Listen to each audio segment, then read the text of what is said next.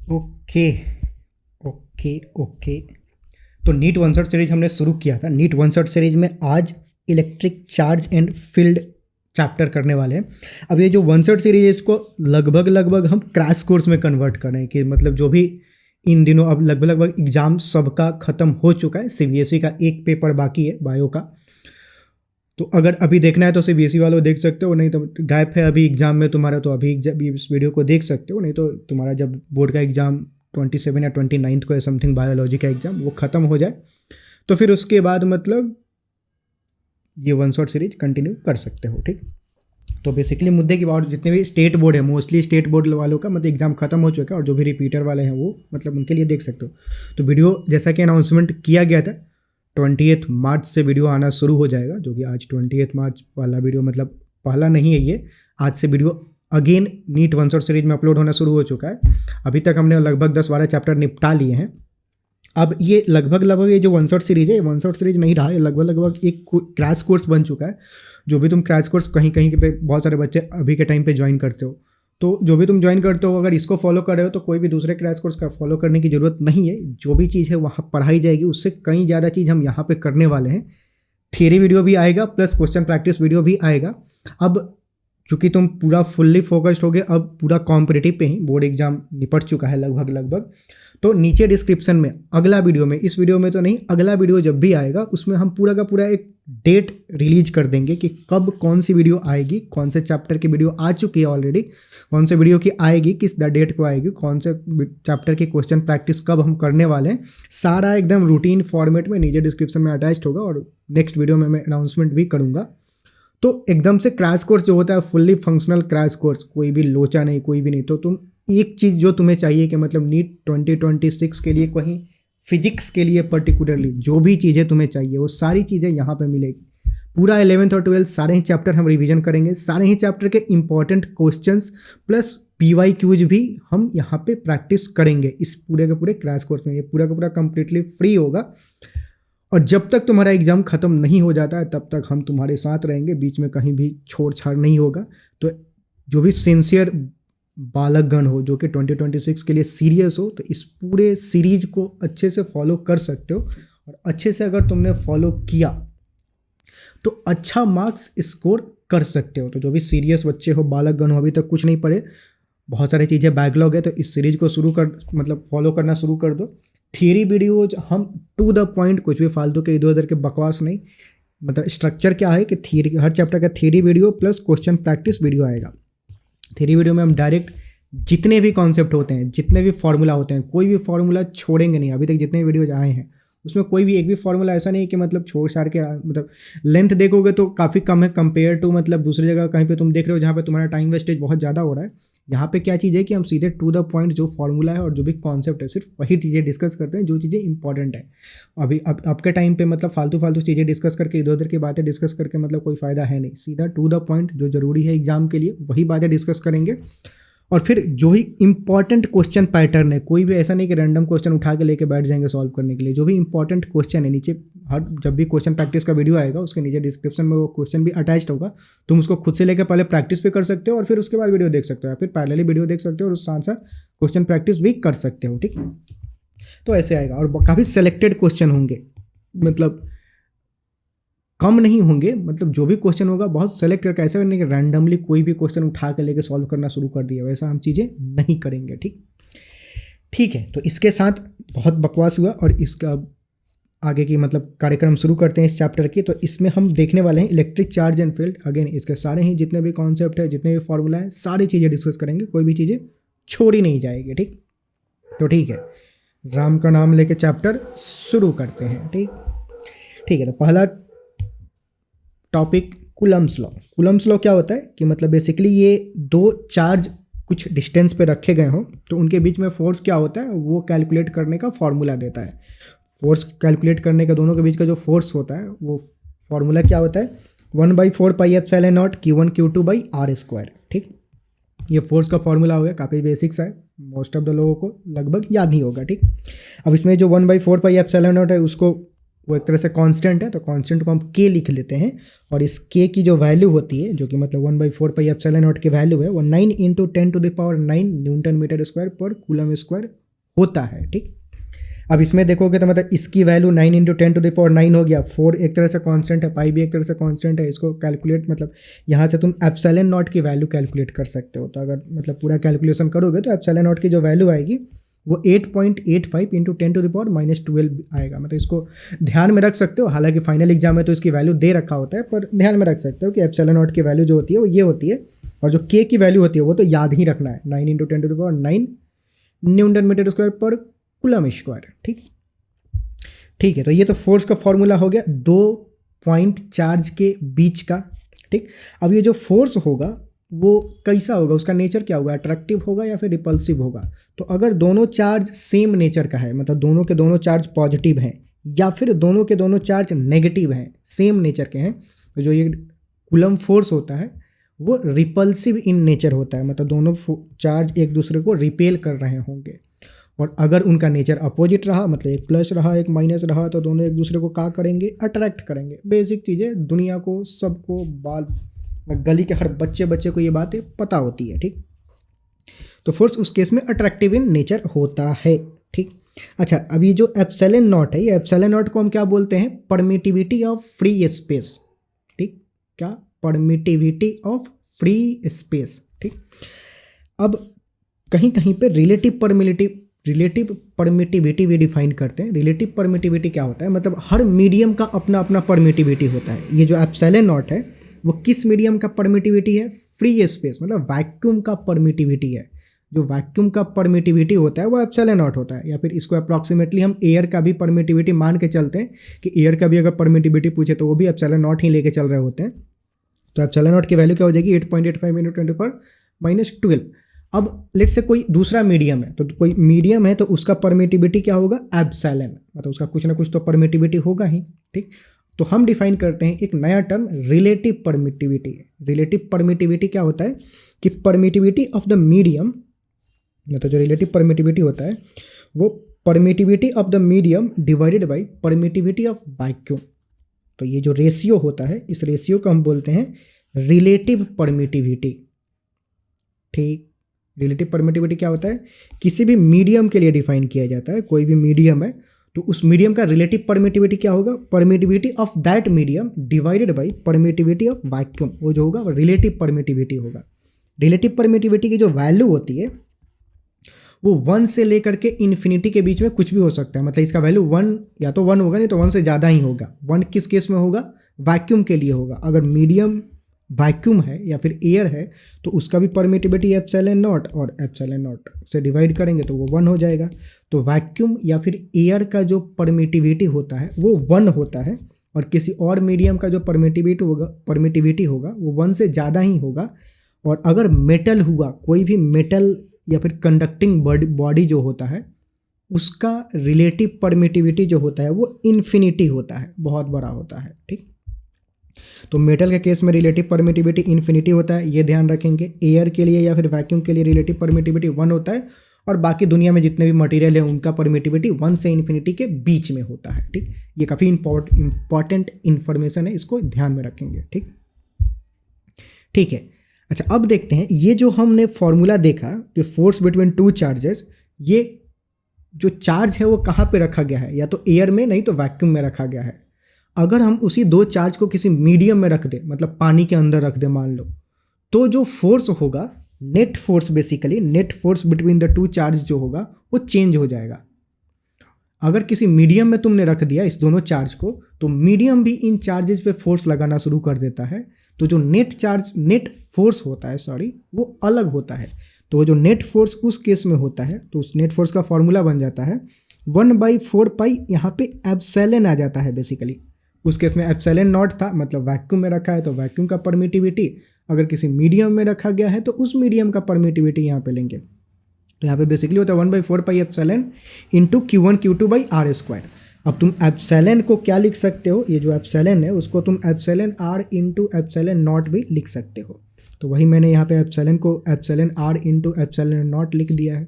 अब ऐसे लिखने का फ़ायदा क्या है कि इसको अगर एप्सिलॉन R को हम खोपचे में ले ले, मतलब रिलेटिव परमिटिविटी को खोपचे में ले ले, तो बाकी के जो मसाला है उस मसाला को हम एफ नॉट बोल सकते हैं, मतलब force between two charge placed in vacuum, या फिर force between two charge placed in air, हवा में रखे गए हो तो सेम, मतलब 1/4πε0 Q1 Q2/r², सेम वाला फॉर्मूला ये वाला, ठीक।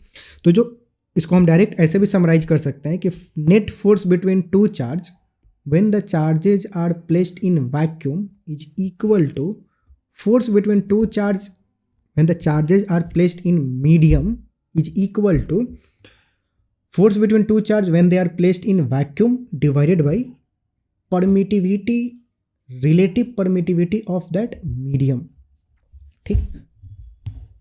चमका बहुत बार बोल दिया तो कंफ्यूज नहीं, मतलब मान लो कि कोई एक मीडियम है, उसमें दो चार्ज रखा हुआ है, ठीक। तो दोनों चार्ज के बीच में जो नेट फोर्स होता है, वो नेट फोर्स जो होगा वो ये होगा कि F naught by relative permittivity, जहाँ पे एफ नॉट का यही दो चार्ज वैक्यूम में रखा गया है, तब हम फोर्स कैलकुलेट कर रहे हैं, वो वाला force F not divided by relative permittivity of medium, ठीक। तो मतलब ये डायरेक्ट ऐसे भी ध्यान में रख सकते हो, ऐसे ध्यान में रखना इजी होगा, इसलिए इसको इस फॉर्मेट में, इस स्ट्रक्चर में हमने लिख दिया है, ठीक। बुझाया कि नहीं बुझाया, समझ में आया? आगे बढ़ते हैं। आगे बोल रहा है कि प्रिंसिपल ऑफ सुपरपोजिशन, मतलब अब क्या, जैसे कि अभी तो हमने देखा कि अभी ये जो एफ है वो एफ क्या था, force on either this charge या फिर फोर्स ऑन दिस चार्ज, मतलब कोई भी, मतलब दोनों लेट से अगर सेम चार्ज है तो सेम चार्ज होगा तो दोनों रिपेल करेगा कुछ फोर्स से। तो ये जो हम एफ कैलकुलेट कर रहे हैं वो कौन सा वाला फोर्स है, वो इन दोनों में से कोई भी हो सकता है, मतलब या तो ये या फिर ये, दोनों बेसिकली इक्वल इन मैग्नीट्यूड होगा according to Newton third law, कि ये जितना इस पर फोर्स लगाएगा ये वाला उसको उस पर उतना ही फोर्स लगाएगा, तो दोनों फोर्सेस जो होते हैं वो equal in magnitude, opposite in direction होते हैं। तो मतलब ये जो एफ है वो बेसिकली या तो इस चार्ज पे या फिर इस चार्ज पे। अब अगर मान लो कोई एक चार्ज है और बाकी बहुत सारे चार्जेज प्रेजेंट हैं, मेनी चार्जेज आर प्रेजेंट, और हमें कैलकुलेट करना है force on this charge due to all the charges, कि ये सारे चार्ज मिल के इस चार्ज पे कितना फोर्स लगा रहे हैं वो कैलकुलेट करना है। तो फिर कैसे कर सकते हैं? तो सिंपल, मतलब करो क्या कि इस चार्ज पे ये चार्ज कितना फोर्स लगा रहा है पहले वो कैलकुलेट करो, लेट्स से उसको F1 बोल देते हैं। फिर ये वाला चार्ज इंडिविजुअली जब कितना फोर्स लगाएगा वो कैलकुलेट करो, फिर ये वाला चार्ज कितना फोर्स लगाएगा वो कैलकुलेट करो। तीनों फोर्स जब मिल जाए तो तीनों को वेक्टोरियली ऐड कर दो, क्योंकि फोर्स एक तरह का वेक्टर क्वांटिटी है। वेक्टर क्वांटिटी है तो वेक्टर क्वांटिटी को मतलब हम वेक्टर तरीके से जोड़ते हैं, तो सारे फोर्स को तुम जोड़ दोगे वेक्टर तरीके से तो तुम्हें नेट फोर्स मिल जाएगा। तो ये मतलब प्रिंसिपल ऑफ सुपरपोजिशन बोलते हैं बेसिकली। मतलब ये होता है कि जो ये चार्ज इस पे फोर्स लगा रहा है F1, वो इंडिपेंडेंट होता है बाकी के चार्जर से। मतलब जब इन दोनों के बीच में फोर्स कैलकुलेट कर रहे हो तो इन सभी को भूल सकते हो कि ये दुनिया में एग्जिस्ट ही नहीं करते हैं। फिर जब तुम F2 कैलकुलेट कर रहे हो, मतलब इसके द्वारा कितना फोर्स लगाया गया वो कैलकुलेट कर रहे हो, तो इसको सबको भूल सकते हो। मतलब सिंपल बात ये होता है, मोटा मोटी बात ये है कि इंडिविजुअली फोर्स कैलकुलेट करो और सबको जोड़ दो। सिंपल सीधा बात, मुद्दे की बात यही है, ठीक। तुम्हें नेट फोर्स मिल जाएगा, ठीक। और यही अंग्रेजी में बोल रखे हैं कि मतलब force on due to one charge is not affected by force due to other charge, कि मतलब ये जो F1 का मैग्नीट्यूड होगा वो F2 से अफेक्ट नहीं होगा, ठीक। ठीक है, अच्छा, अब पिछले वाले केस में हमने देखा कि अगर दो चार्ज किसी मीडियम में रख दिया गया है तो net force between the two charge क्या होगा, उसका ये फॉर्मूला था। अब अगर क्वेश्चन ऐसा दे दे कि अगर दो चार्ज मीडियम में रखे गए हैं तो मीडियम उन पे कितना फोर्स लगा रहा है वो कैलकुलेट करो, तो कैसे करेंगे? तो फोर्स ड्यू टू मीडियम, मतलब कोई मीडियम है, वो मीडियम कितना फोर्स लगा रहा है वो हमें कैलकुलेट करना है। तो उसको हम ऐसे कर सकते हैं कि जो नेट फोर्स होगा वो नेट फोर्स किसके बराबर होगा? पहले तो force between the two charge when they are placed in vacuum, जिसको हम F0 बोलते हैं, minus force due to medium, कि मतलब अगर कोई दो चार्ज किसी मीडियम में रखे गए हैं तो जो उस पर नेट फोर्स होगा वो पहले तो force between the two charge when they are in vacuum, और जो मीडियम फोर्स लगा रहा है उसको सब्ट्रैक्ट कर देंगे तो उस पर नेट फोर्स मिल जाएगा हमें कि नेट फोर्स कितना लग रहा है। तो ये इक्वेशन बनेगा। अब हम जानते हैं कि जो नेट फोर्स होता है या फिर लेट्स से हमें कैलकुलेट करना है फोर्स ड्यू टू मीडियम, तो फोर्स ड्यू टू मीडियम का एक्सप्रेशन क्या हो जाएगा, इस एफ नेट को इधर लेके चले आएंगे तो F not minus F net हो जाएगा, ठीक। और हम जानते हैं कि जो एफ नेट होता है वो F naught by mu epsilon R के बराबर होता है। पिछले वाले केस में देखा था, जो एफ, ये जो एफ है वो net force between the two charge है बेसिकली। तो जो नेट फोर्स होता है वो F naught by epsilon R के बराबर होता है। तो नेट को एप्सिलॉन नॉट बाई आर यहाँ पे लिख देंगे, एप्सिलॉन आर। तो एफ नॉट को कॉमन ले लेंगे तो 1 माइनस 1 बाई एप्सिलॉन आर हो जाएगा। तो जो फोर्स ड्यू टू मीडियम है उसका ये फॉर्मूला बन जाएगा, इसको तुम ध्यान में रख सकते हो ऐसे, ठीक। तो जो फोर्स ड्यू टू मीडियम होता है उसका डायरेक्ट हमें ये फॉर्मूला ध्यान में रखना है। ये भी एक्सप्रेशन ध्यान में रख सकते हो या फिर ये फॉर्मूला ध्यान में रख लो कि force due to medium is equal to F naught into 1 minus 1 by epsilon R, जहाँ पे एफ नॉट क्या है, force between the two charge when they are placed in vacuum, and epsilon R क्या है, relative permittivity of the medium in which it is placed, ठीक। जिस medium के द्वारा हम फोर्स कैलकुलेट कर रहे हैं उसका रिलेटिव परमिटिविटी एप्सिलॉन आर, ठीक। चमका। आगे बढ़ते हैं, अगला टॉपिक है इलेक्ट्रोस्टैटिक इक्विलिब्रियम। ये क्या होता है, मतलब मान लो कि दो चार्जेज है Q1 एंड Q2, ठीक। अगर net force on any charge, या फिर लेट्स से Q1 और Q2 दो चार्ज है और मान लो तीसरा चार्ज एक Q बीच में रखा गया है कहीं पे, और इस चार्ज Q को इस तरीके से रखा गया है कि इस चार्ज पे जो नेट फोर्स लग रहा है वो नेट फोर्स 0 है। तो अगर नेट फोर्स 0 होगा तो हम बोल सकते हैं कि ये जो चार्ज है वो इक्विलिब्रियम में है, ठीक। तो पहले तो नेट फोर्स अगर 0 है इस चार्ज पे तो नेट मतलब पूछ देता है कि मतलब कितना डिस्टेंस पे रखा जाए कि इस पे नेट फोर्स 0 हो जाए। तो इस तरह का अगर कैलकुलेशन पूछ दे तो कैसे करेंगे, दो चार्ज है Q1 एंड Q2, उसकी वैल्यू में पता है, एक तीसरा चार्ज Q बीच में रखा गया है इस तरीके से कि net force on that charge 0 है। नेट फोर्स का मतलब क्या कि sum of all the force 0 होगा। अब इस पे sum of the all the force मतलब कौन कौन फोर्स लग रहा है इस पे, इस Q0 पे ये चार्ज फोर्स लगाएगा। लेट से मान के चलते हैं कि सारे चार्ज पॉजिटिव है, अगर सारे चार्ज पॉजिटिव है तो जो Q1 है इस Q पे इस डायरेक्शन में फोर्स लगाएगा, उसको बोल देते हैं F1। ये जो Q2 है इस पे इस डायरेक्शन में फोर्स लगाएगा, उसको बोल देते हैं F2। नेट फोर्स 0 यानी कि F1 जो होगा F2 के बराबर होगा, यानी कि F1 is equal to F2। अब F1 की वैल्यू क्या, के Q1 Q2 by R square, मतलब के Q1 Q2 by x square. F2 की वैल्यू क्या, ये इसके बीच में जो फोर्स है तो के Q2Q, मतलब ये दोनों का प्रोडक्ट डिवाइडेड बाई दोनों के बीच का जो डिस्टेंस d माइनस एक्स है उसका द होल स्क्वायर, ठीक। अब इसको सॉल्व करोगे तो तुम्हें बेसिकली x की वैल्यू मिल जाएगी कि कितना डिस्टेंस पे रखना चाहिए इस चार्ज को ताकि उस पर नेट फोर्स 0 हो जाए, ठीक। तो ये बात है बेसिकली। तो इसको मतलब इस तरह का इक्वेशन बनेगा, इसको सॉल्व करोगे तो मतलब तुम्हें मिल जाएगा x की वैल्यू। इसके बाद सिर्फ कैलकुलेशन ही है मेनली, ठीक, ठीक है। तो अगर नेट फोर्स किसी भी बॉडी पे 0 है तो हम बोल सकते हैं कि वो जो बॉडी है वो इक्विलिब्रियम में है। जब भी नेट फोर्स 0 होगा तो हम बोल सकते हैं क्या कि वो जो बॉडी है वो इक्विलिब्रियम में है। अब बॉडी इक्विलिब्रियम में है तो इक्विलिब्रियम बेसिकली 3 तरह का होता है। इक्विलिब्रियम 3 तरह का होता है, stable equilibrium, unstable equilibrium, neutral equilibrium. ये 3 तरह का इक्विलिब्रियम हुआ, ठीक। अच्छा, बारी बारी से देखें। स्टेबल इक्विलिब्रियम क्या होता है कि मतलब मान लो कि यहाँ पे चार्ज है, अब चार्ज पे फोर्स नेट फोर्स 0 है तो बॉडी इक्विलिब्रियम में है, ठीक। अब हमने इस चार्ज को थोड़ा सा हिलाया उधर से, मतलब थोड़ा सा जाके धीरे से थपड़िया दिए। धीरे से थपड़िया दोगे तो मतलब चार्ज थोड़ा सा डिस्प्लेस होगा। अब डिस्प्लेस होने के बाद अगर वो नाराज़ हो गया कि मतलब वहाँ से भाग जाएगा, कहीं और चला जाएगा, तो यानी कि जो इक्विलिब्रियम था वो अनस्टेबल इक्विलिब्रियम था, वो वापस उसी पोजीशन पे नहीं आया डिस्प्लेस करने के बाद, थोड़ा सा डिस्प्लेस करने के बाद। तो इक्विलिब्रियम मतलब कैसा था, अनस्टेबल इक्विलिब्रियम था। अगर तुमने थोड़ा सा थपड़ियाया, थोड़ा सा वो इधर उधर जाए लेकिन फिर वापस यहीं पे आ जाए, तो उस तरह के इक्विलिब्रियम को हम बोलते हैं स्टेबल इक्विलिब्रियम, ठीक। और तुमने थोड़ा सा थपड़ियाया और थोड़ा सा वो डिस्प्लेस हुआ लेकिन वहीं पे रुक गया, तो उस तरह के इक्विलिब्रियम को हम बोलेंगे न्यूट्रल इक्विलिब्रियम, कि बॉडी डिस्प्लेस हुआ और फिर वहाँ पे वो शांत रह गया। तो इक्विलिब्रियम कैसा है, न्यूट्रल इक्विलिब्रियम, इस तरह के इक्विलिब्रियम को हम बोलते हैं, ठीक। तो ये 3 तरह के इक्विलिब्रियम होते हैं, ध्यान में रखना है कभी कभी पूछ देता है कि वो बॉडी जो होगा वो किस तरह के इक्विलिब्रियम में रहेगा। तो वो चीज़ें ध्यान में रखनी है। जैसे कि मान लो Q1 और Q2 दो चार्ज है, ठीक, ये Q यहाँ पे चार्ज है। अब इस डायरेक्शन में मान लो मैं अगर चार्ज को थोड़ा सा डिस्प्लेस करूँ तो क्या होगा, मतलब अभी तो फोर्स 0 है, अगर चार्ज यहाँ पे है तो फोर्स 0 है। अगर मैं इधर थोड़ा सा डिस्प्लेस कर दूँ तो क्या होगा चार्ज के साथ, थोड़ा सोच के देखो।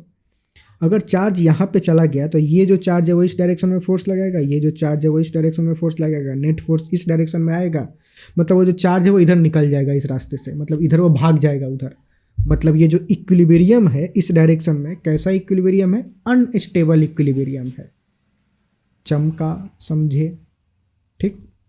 इसी चार्ज को अगर मैं इधर थोड़ा सा डिस्प्लेस करूँ तो क्या होगा, तो इधर थोड़ा सा अभी तो फोर्स 0 है, अगर इधर थोड़ा डिस्प्लेस करूँगा तो ये इसके द्वारा जो फोर्स है वो बढ़ जाएगा और इसके द्वारा जो फोर्स है वो घट जाएगा, मतलब इधर वाला फोर्स जो है वो घट जाएगा क्योंकि डिस्टेंस, मतलब इधर से डिस्टेंस बढ़ गया तो फोर्स ये वाला घट जाएगा, मतलब F1 थोड़ा सा कम हो जाएगा और F2 जो है वो थोड़ा सा ज़्यादा हो जाएगा। मतलब कि बॉडी पे नेट फोर्स इस डायरेक्शन में आने लगेगा, मतलब बॉडी थोड़ा इधर फिर वापस इधर डिस्प्लेस होगा, वापस इधर जाएगा। उसका मतलब क्या हुआ कि हमने इधर डिस्प्लेस किया तो बॉडी वापस इधर जा रहा है, मतलब वापस वो अपने ओरिजिनल पोजीशन पे जा रहा है। मतलब कि इक्विलिब्रियम कैसा है, स्टेबल इक्विलिब्रियम है। तो इस डायरेक्शन में जो इक्विलिब्रियम है वो स्टेबल इक्विलिब्रियम है। तुम बॉडी को इधर धकेलोगे वो वापस उसी डायरेक्शन में आएगा।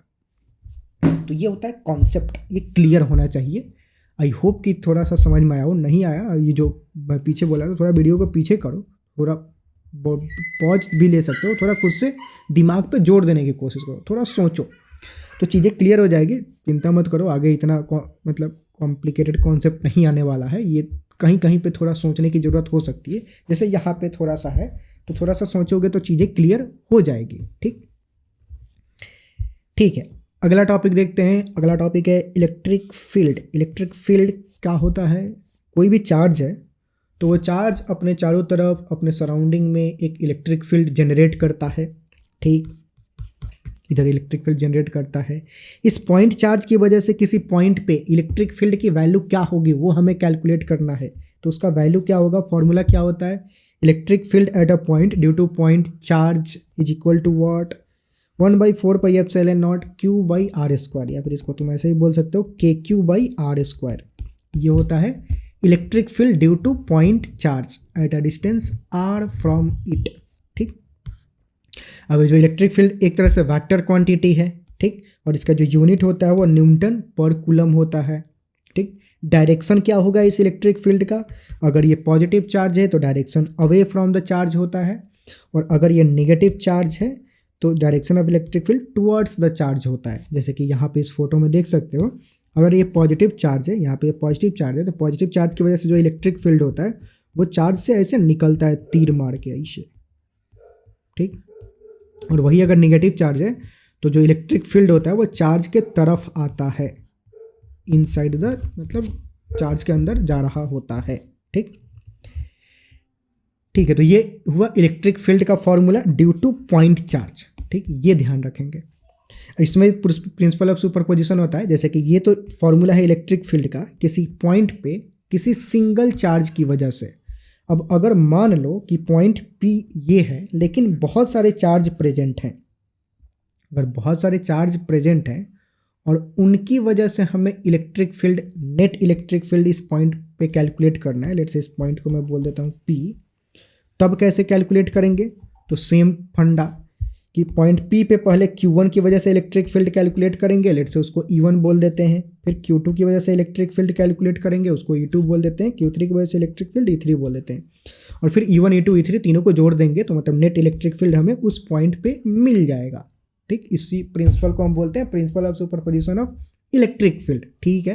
मतलब हमें क्वेश्चन सॉल्व करना है तो क्वेश्चन सॉल्व करने के लिए बेसिकली ध्यान में यही रहना चाहिए कि नेट इलेक्ट्रिक फील्ड कैलकुलेट करना है तो इंडिविजुअल इलेक्ट्रिक फील्ड कैलकुलेट करो उस पॉइंट पे और सबको वेक्टोरियली जोड़ दो, क्योंकि इलेक्ट्रिक फील्ड एक तरह का वेक्टर क्वांटिटी है, तो सबको वेक्टोरियली जोड़ दो तो नेट इलेक्ट्रिक फील्ड तुम्हें मिल जाएगा उस पॉइंट पे, ठीक।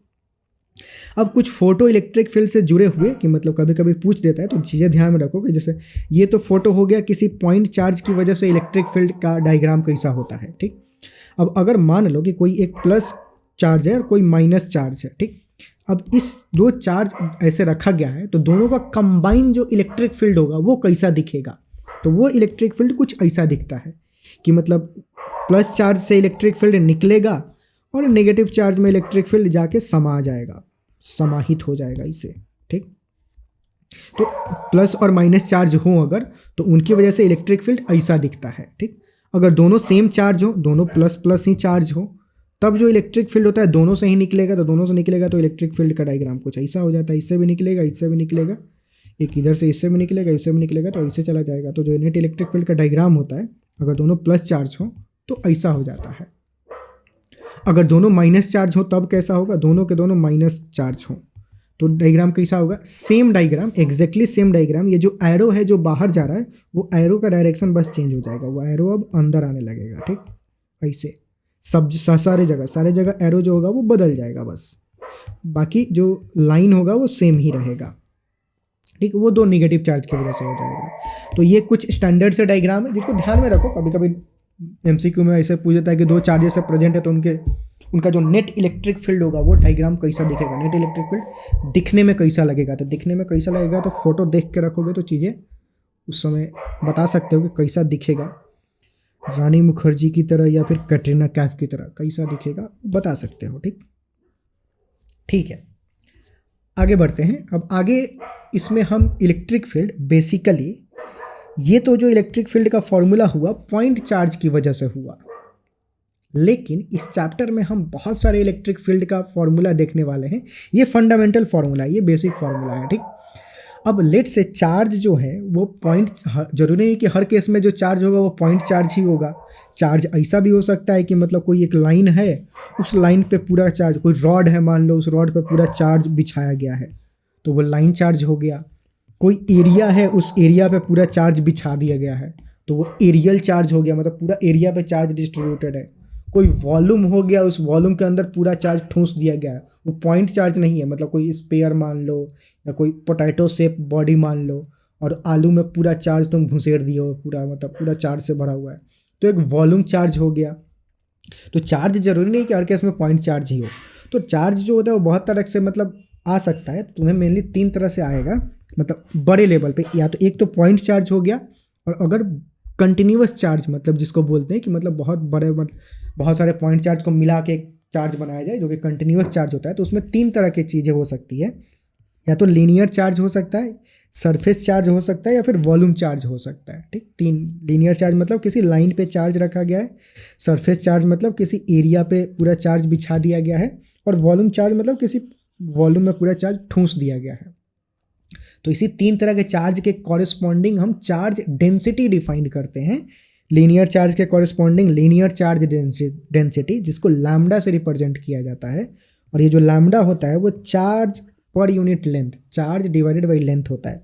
मतलब कोई रॉड है, उस पर पूरा चार्ज रखा गया है, तो उस पर हम क्या डिफाइन करेंगे, lambda, charge per unit length.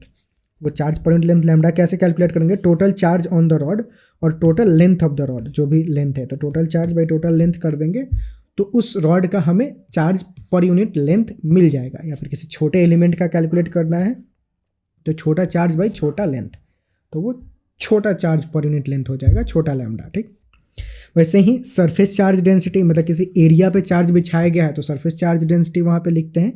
तो सरफेस चार्ज डेंसिटी क्या होगा, total charge by total area, मतलब जो भी चार्ज है और कितना एरिया में उसको बिछाया गया उसको डिवाइड कर दोगे तो तुम्हें सरफेस चार्ज डेंसिटी मिल जाएगा, ठीक। वॉल्यूम चार्ज डेंसिटी की बात करें तो सेम, चार्ज जो है वॉल्यूम में पूरा लाई कर रहा है, तो इसमें चार्ज डेंसिटी कैसे कैलकुलेट करेंगे, total charge by total volume, तो वहाँ से हमें चार्ज पर यूनिट वॉल्यूम मिल जाएगा, जिसको हम रो से रिप्रेजेंट करते हैं।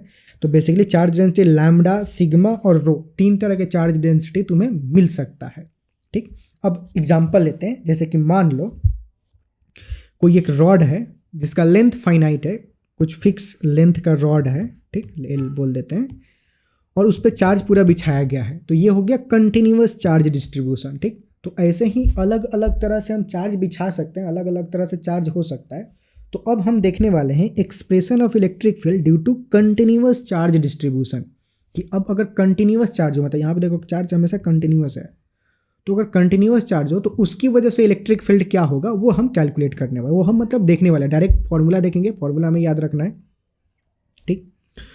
तो क्या होगा, तो जैसे मान लो कि कोई रॉड है जिसका लेंथ फाइनाइट है, ठीक, और उस रॉड की वजह से कुछ डिस्टेंस आर पे बोल देते हैं, कुछ डिस्टेंस आर पे हमें इलेक्ट्रिक फील्ड कैलकुलेट करना है कि इलेक्ट्रिक फील्ड क्या होगा due to this finite length rod, ठीक। अब गिवन इन्फॉर्मेशन क्या है कि इस पॉइंट, ये जो पॉइंट है वो एंड ऑफ द रॉड से θ1 एंड θ2 एंगल बना रहा है, ठीक, ऐसा है। तो क्या होगा, तो बेसिकली इलेक्ट्रिक फील्ड को दो भाग में, इलेक्ट्रिक फील्ड एक तरह का वेक्टर मतलब वेक्टर क्वांटिटी होता है, ठीक। तो दो तरह से फाइंड आउट करेंगे, मतलब इसका कंपोनेंट फॉर्म में हम फाइंड आउट करेंगे। तो पहले हम एक्स कंपोनेंट इलेक्ट्रिक फील्ड का और Y component of the electric field जो होगा वो एक्सप्रेशन क्या होगा वो हम डायरेक्ट देखते हैं। तो जो यहाँ पे इलेक्ट्रिक फील्ड होगा उसका जो एक्स कंपोनेंट होगा वो होगा k lambda by are into sine θ1 plus sine θ2, जहाँ पे k क्या कांस्टेंट, लैम्डा क्या charge per unit length on this rod, r क्या distance of the point from the rod, θ1 और θ2 क्या है angle made by the end of the rod, जो rod का एंड पॉइंट है वो कितना एंगल बना रहा है वो θ1 θ2 यहाँ पे लेते हैं, ठीक। तो जो एक्स कंपोनेंट ऑफ द मतलब इलेक्ट्रिक फील्ड होगा वो ये हो जाएगा k lambda by are into sine θ1 plus sine θ2। वैसे ही वाई कंपोनेंट अगर कैलकुलेट करना हो तो क्या हो जाएगा, y component is equal to k lambda by are into cos θ2 minus cos θ1 के बराबर होता है, ठीक। तो ये जो वाई कंपोनेंट होगा इलेक्ट्रिक फील्ड का वो कॉस मतलब k lambda by are into cos θ2 minus cos θ1 के बराबर होता है। तो ये दो फॉर्मूला याद रखेंगे, electric field due to finite length rod कितना होगा वो ये होगा, एक्स और वाई जो होगा मतलब उस नेट इलेक्ट्रिक फील्ड का जो एक्स कंपोनेंट और वाई कंपोनेंट होगा वो ये होगा, वाई कंपोनेंट ये रहा, एक्स कंपोनेंट ये रहा। अब अगर ये तो एक्स और वाई कंपोनेंट है, तुमसे नेट इलेक्ट्रिक फील्ड पूछ दिया जाए कि नेट इलेक्ट्रिक फील्ड कितना होगा, तो नेट इलेक्ट्रिक फील्ड तुम लिख सकते हो कि X I cap plus E Y J cap, मतलब X component of the electric field I cap plus Y component of the electric field J cap. तो जो नेट इलेक्ट्रिक फील्ड होगा वो X I cap plus E Y J cap ऐसे लिख सकते हो, ठीक। अब इसी में थोड़ा स्पेशल केस देखते हैं। स्पेशल केस क्या होता है कि अभी तो इस केस में लेंथ का जो रॉड था, रॉड का जो लेंथ था, ठीक, वो फाइनाइट था मतलब फाइनाइट लेंथ का था। अगर वो इनफाइनाइट हो जाए, इनफाइनाइट होगा तो क्या होगा, मतलब इधर एंड इधर पूरा फैल जाएगा। तो ये जो θ1 है वो बढ़ते जाएगा, जैसे जैसे लेंथ ऑफ द रॉड इस डायरेक्शन में बढ़ेगा ये थीटा की वैल्यू बढ़ेगी, वो इन्फिनिटी तक पहुंचा तो ये थीटा की वैल्यू कितना हो जाएगा 90 डिग्री हो जाएगा। वैसे ही इधर इस एंड में अगर इन्फिनिटी तक पहुंचा तो ये थीटा की वैल्यू कितना हो जाएगा, ये भी 90 डिग्री हो जाएगा। तो इस केस में θ1 और θ2 दोनों की वैल्यू 90 डिग्री हो जाता है जब रॉड का लेंथ इन्फिनिटी हो जाता है, ठीक। तो फिर फॉर्मूला क्या हो जाएगा, तो इस केस में देखोगे तो मतलब ये भी 90 कॉस 90 एनी में जीरो होता है, तो जीरो माइनस जीरो हो जाएगा। तो वाई कंपोनेंट जो होगा इलेक्ट्रिक फील्ड का जीरो हो जाएगा, तो जो इलेक्ट्रिक फील्ड होगा उसका एक्स कंपोनेंट ही बचेगा। और ये साइन 91 1 प्लस 1 2, तो 2k लैम्डा बाई आर हो जाएगा। तो electric field due to infinite rod जो होता है वो डायरेक्ट फार्मूला याद रखेंगे 2k लैम्डा बाई आर, ये फार्मूला होता है, ठीक। वैसे ही अगर सेमी इनफाइनाइट रॉड हो, मतलब सेमी इनफाइनाइट का मतलब क्या हुआ कि रॉड जो है वो इस डायरेक्शन में नहीं है, यहाँ पे नहीं है, और एक ही डायरेक्शन में फैला हुआ है, मतलब मान लेते हैं कि इस डायरेक्शन में नहीं है, सिर्फ इस डायरेक्शन में है, तो यहाँ तक रॉड है ही नहीं, और यहाँ से पूरा इधर इन्फिनिटी तक गया हुआ है, तो वो सेमी इनफाइनाइट बोलते हैं कि एक ही डायरेक्शन में इन्फिनिटी तक गया हुआ है। तो उस केस में क्या होगा, ये θ1 जो एंगल है वो जो हो जीरो हो जाएगा, और ये जो θ2 एंगल है वो 90 डिग्री हो जाएगा, ठीक। तो θ1 जीरो मतलब ये जीरो और θ2 90, तो मतलब साइन 90 की वैल्यू 1। तो जो x component of the electric field होगा वो k लैम्डा बाई आर, ठीक। वैसे ही θ1 जीरो इसमें रखोगे, θ1 जीरो मतलब 1, और θ2 90 मतलब जीरो यहाँ पे हो जाएगा, कॉस 90 जीरो। तो ये भी minus k lambda by R होगा, हमें सिर्फ मैग्नीट्यूड से मतलब है, तो जस्ट मैं ई वाई मैग्नीट्यूड वाइज लिख रहा हूँ minus k lambda by R. अब वो मतलब इधर के डायरेक्शन में फैला हुआ है, तो निगेटिव साइन मतलब बेसिकली डायरेक्शन को रिप्रेजेंट करता है। अब यहाँ पे जो डायरेक्शन होगा हम सीधा लेके मान रहे हैं कि इधर ये पॉजिटिव डायरेक्शन, ये इधर वाला डायरेक्शन। तो x component of the electric field ये होगा और वाई कॉम्पोनेंट मैग्नीट्यूड वाइज बात करें तो ये होगा, और जो नेट इलेक्ट्रिक फील्ड होगा इन दोनों का सम होगा। तो ई एक्स मतलब नेट इलेक्ट्रिक फील्ड कैसे कैलकुलेट करोगे, under root E x square plus E y square, ऐसे नेट इलेक्ट्रिक फील्ड कैलकुलेट करोगे। ई एक्स की वैल्यू ये रहा, ई वाई की वैल्यू ये रहा, दोनों को पुट करोगे तो के लेमडा बाई आर तो खोपचे में आ जाएगा, उसके बाद अंडर रूट 2 यहाँ पे आ जाएगा। ठीक, तो जो नेट इलेक्ट्रिक फील्ड होगा √2 के लेमडा बाई आर के बराबर होगा। ठीक, तो ये हो जाएगा मतलब electric field due to semi infinite rod. Okay, ठीक है, आगे और कुछ एक्सप्रेशन देखते हैं। तो ये भी फॉर्मूला हमें डायरेक्ट याद रखना है, ये भी याद रखना है, और जनरल फॉर्मूला भी याद रखना है। बहुत सारे फॉर्मूला मिलने वाले हैं इस चैप्टर में, सबको याद रखना है। अभी तो समझ लो, अगर पहले से ऑलरेडी कुछ फॉर्मूले तुम्हें याद होंगे तो ठीक है, नहीं याद है और ठीक है, यहाँ से याद कर लो, नीचे PDF अटैच्ड होगा, या फिर खुद भी नोट्स लिख रखे, मतलब अगर तुम अभी देखते हुए भी फॉर्मूला लिख रहे हो तो वो द बेस्ट है। अगर फिर उसके बाद सारे फॉर्मूले एक बार याद कर लो, क्वेश्चन प्रैक्टिस करने से पहले सारे फॉर्मूले याद कर लो, और तब क्वेश्चन प्रैक्टिस करोगे, हम करेंगे भी आगे, तो तुम्हें मतलब मज़ा आ जाएगा। ठीक है, आगे देखते हैं एक्सप्रेशन ऑफ इलेक्ट्रिक फील्ड, और भी मतलब कुछ कंटिन्यूअस चार्ज डिस्ट्रीब्यूशन से। तो electric field due to circular arc, मतलब कोई एक सर्कल का एक थोड़ा सा पार्ट है, वो जो पार्ट है वो लेट्स से सेंटर पे थीटा एंगल बना रहा है, तो इस सर्कुलर आर्क की वजह से सेंटर पे जो इलेक्ट्रिक फील्ड होगा उस इलेक्ट्रिक फील्ड की मैग्नीट्यूड क्या होगी, तो वो होता है 2k lambda by are into sine theta by 2, जहाँ पे सेम चीज़ें, के जो है वो कांस्टेंट है, लैम्डा जो है charge per unit length on this circular arc, मतलब सर्कल का एक थोड़ा सा टुकड़ा, आर क्या रेडियस, पूरा सर्कल तो है नहीं, यहाँ पे जो चार्ज है वो सिर्फ यहाँ से यहाँ तक, यहीं तक चार्ज है। ठीक, मतलब किसी बड़े सर्कल का एक छोटा सा टुकड़ा है, मतलब ऐसा सर्कुलर आर्क। तो आर क्या है, जिस बड़े सर्कल का ये पार्ट है उस बड़े सर्कल का रेडियस। ठीक, थीटा क्या, ये जो सर्कुलर आर्क है वो सेंटर पे कितना एंगल सबटेंड कर रहा है, कितना एंगल बना रहा है, वो थीटा। ठीक, तो जो इलेक्ट्रिक फील्ड होगा वो ये हो जाएगा formula 2k lambda by are into sine theta by 2, direct formula याद रखेंगे। अब इसका स्पेशल केस देखें कि मतलब अगर सेमी सर्कल हो जाए, सेमी सर्कल मतलब आधा सर्कल, तो थीटा की वैल्यू क्या हो जाती है 180 डिग्री। 180 डिग्री मतलब यहाँ पे 180 डिग्री पुट कर दोगे तो 180 बाई 2 90, साइन 90 की वैल्यू 1, तो जो इलेक्ट्रिक फील्ड होगा वो simple 2k lambda by are के बराबर हो जाएगा। ठीक, तो electric field due to semicircular ring जो होता है, हर एक कलर बॉक्स में डाल देंगे, वो ये होता है, और ये फॉर्मूला याद रखना है। ठीक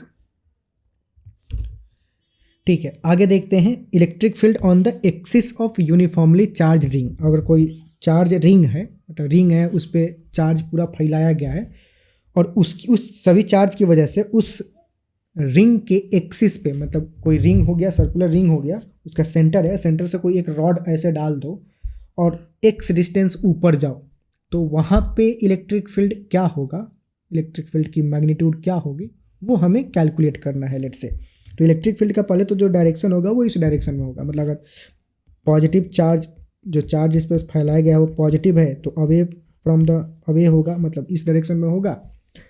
और अगर इस पर नेगेटिव चार्ज फैलाया गया है, तो इलेक्ट्रिक फील्ड इस डायरेक्शन में होगा। और मैग्नीट्यूड कितना होगा, तो मैग्नीट्यूड के लिए ये फॉर्मूला याद रखेंगे, KQ x by R square plus X square to the power 3/2।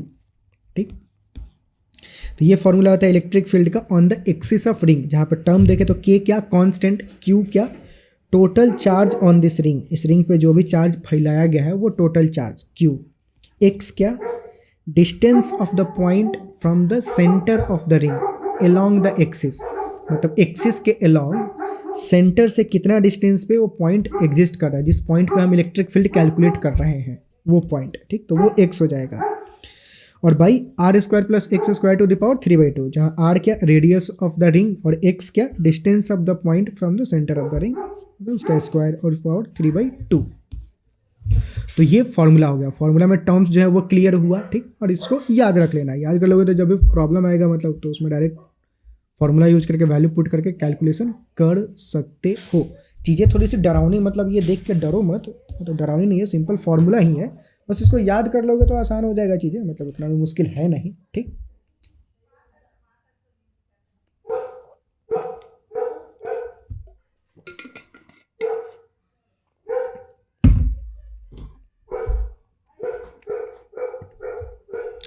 ठीक है, आगे बढ़ते हैं।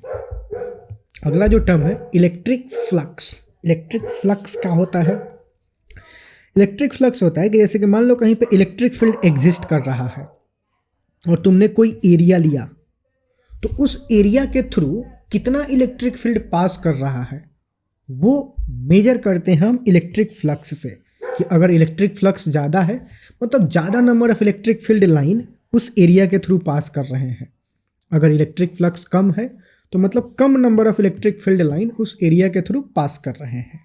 ठीक, अच्छा, इलेक्ट्रिक फ्लक्स कैलकुलेट कैसे करेंगे? ये तो ठीक है, भाषणबाजी हो गया कि मतलब ज़्यादा इलेक्ट्रिक फील्ड अगर इस एरिया से पास कर रहा है तो ज़्यादा इलेक्ट्रिक फ्लक्स, कम पास कर रहा है तो कम इलेक्ट्रिक फ्लक्स। लेकिन कैलकुलेट कैसे करेंगे? फॉर्मूला क्या होता है? तो फॉर्मूला ई होता है flux is equal to integral E dot D A, जहाँ पे ई क्या इलेक्ट्रिक फील्ड और डी ए क्या एरिया एलिमेंट। मतलब कोई अगर ये बड़ा सा एरिया है उसका एक छोटा सा एरिया एलिमेंट लोगे डी ए, तो वो डी ए और ई क्या ये वाला ई, दोनों का डॉट प्रोडक्ट करके इंटीग्रेट कर देंगे पूरा एरिया के थ्रू। तो इस पूरे एरिया के थ्रू पूरा एरिया इंटीग्रेट कर देंगे पूरा एरिया के ऊपर, तो हमें मिलेगा फ्लक्स कौन सा? इस एरिया के थ्रू जो भी फ्लक्स है उसका मैग्नीट्यूड हमें मिल जाएगा। ठीक, तो ये हो गया। अगर इलेक्ट्रिक फील्ड यूनिफॉर्म रहा तो मतलब देख रहे हो कि यहाँ पे हम चीज़ों को इंटीग्रेट करना पड़ा है, इंटीग्रेशन यूजुअली कॉम्प्लिकेटेड हो जाता है। लेकिन अगर इलेक्ट्रिक फील्ड कांस्टेंट रहा तो तुम्हारी ज़िंदगी थोड़ी सी सवर जाएगी। तो जो इंटीग्रेशन है सिंपल हो जाएगा, E dot A into cos theta, मतलब जो डॉट प्रोडक्ट है सिंपल ई ए कॉस थीटा हो जाएगा। तो इलेक्ट्रिक फ्लक्स का फॉर्मूला ये सिंपल हो जाएगा ई ए कॉस थीटा, जहाँ पे जैसे मान लो कि ई हो गया और ये कांस्टेंट अगर है तो मतलब ये सिंपल ई और जो एरिया वेक्टर है वो ऐसे और थीटा दोनों के बीच का एंगल। ठीक, अच्छा, अब कुछ लोग कंफ्यूज हो रहे होंगे कि मतलब एरिया वेक्टर क्या होता है ये। ठीक, तो एरिया को हम वेक्टर की तरह ट्रीट कर सकते हैं बेसिकली। जैसे कि मान लो कि ये कोई बुक है, ये कोई एरिया है, बुक नहीं है, ये कोई एरिया है, तो इस एरिया का मैग्नीट्यूड वाइज तो वो हो गया, लेकिन इसको वेक्टर की तरह भी ट्रीट कर सकते हो। तो वेक्टर की तरह ट्रीट करोगे तो इस एरिया का डायरेक्शन क्या होगा? क्योंकि वेक्टर का डायरेक्शन होता है, तो एरिया का जो डायरेक्शन हम लेते हैं हमेशा परपेंडिकुलर टू द सरफेस होता है। जैसे ये सरफेस है तो ये परपेंडिकुलर टू द सरफेस और टुवर्ड्स आउटवर्ड, तो मतलब हम इन साइड नहीं जाते हैं। यूजुअली डायरेक्शन जो होता है, अब दो डायरेक्शन पॉसिबल है, एक आउटवर्ड भी हो सकता है कि इनवर्ड भी हो सकता है। अगर कुछ भी मेंशन नहीं है तो जो डायरेक्शन तुम लोगे वो आउटवर्ड वाला डायरेक्शन लोगे। ठीक, तो जैसे कि ये एरिया हो गया तो इसमें इलेक्ट्रिक फील्ड और एरिया मतलब ये हो गया, एरिया का जो डायरेक्शन होगा वो ये हो जाएगा परपेंडिकुलर टू द सरफेस। और थीटा क्या है? Angle between electric field and area vector. तो जो थीटा है वो थीटा क्या है? Angle between electric field and area vector. सभी चीज़ों को मतलब यहाँ पीले अक्षरों में लिख दिया गया है। ठीक, तो अगर इलेक्ट्रिक फील्ड कांस्टेंट है तो फ्लक्स का ये सिंपल सा फॉर्मूला बन जाता है ई ए कॉस थीटा। ठीक, और अगर चेंज हो रहा है तो पूरा इंटीग्रेट करना पड़ेगा ई डॉट डी ए का इंटीग्रेशन एरिया के ऊपर। ठीक, ठीक है, फ्लक्स एक तरह से स्केलर क्वांटिटी है। अभी तक हमने इलेक्ट्रिक फील्ड देखा, इलेक्ट्रिक फोर्स देखा, वो सारे वेक्टर क्वांटिटी थे। अभी जाके हमको पहला स्केलर क्वांटिटी मिला है। फ्लक्स जो होता है वो बेसिकली स्केलर क्वांटिटी है। ठीक, फ्लक्स को मेजर कैसे करते हैं? अगर यूनिट वाइज देखोगे तो मतलब ये इलेक्ट्रिक फील्ड न्यूटन पर कूलम हो गया और एरिया मीटर स्क्वायर, तो न्यूटन मीटर स्क्वायर पर कूलम हो गया। तो जो यूनिट होता है वो क्या न्यूटन मीटर स्क्वायर पर कूलम भी होता है और एक डायरेक्ट मतलब वेबर भी होता है। वेबर मतलब साइंटिस्ट के नाम के ऊपर ये रखा गया है, तो शॉर्ट फॉर्म में WB, नॉट वेस्ट बंगाल, ये वेबर का शॉर्ट फॉर्म है WB। तो ये जो मतलब ये भी हो सकता है यूनिट, ये भी हो सकता है। जो 1 वेबर होता है वो 1 न्यूटन मीटर पर कूलम के बराबर होता है, मतलब ये बेसिकली SI यूनिट ही है।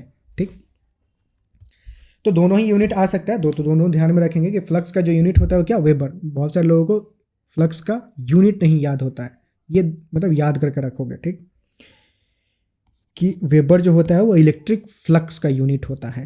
ठीक, और ये एक तरह से स्केलर क्वांटिटी है। ठीक है, आगे देखते हैं गॉस लॉ।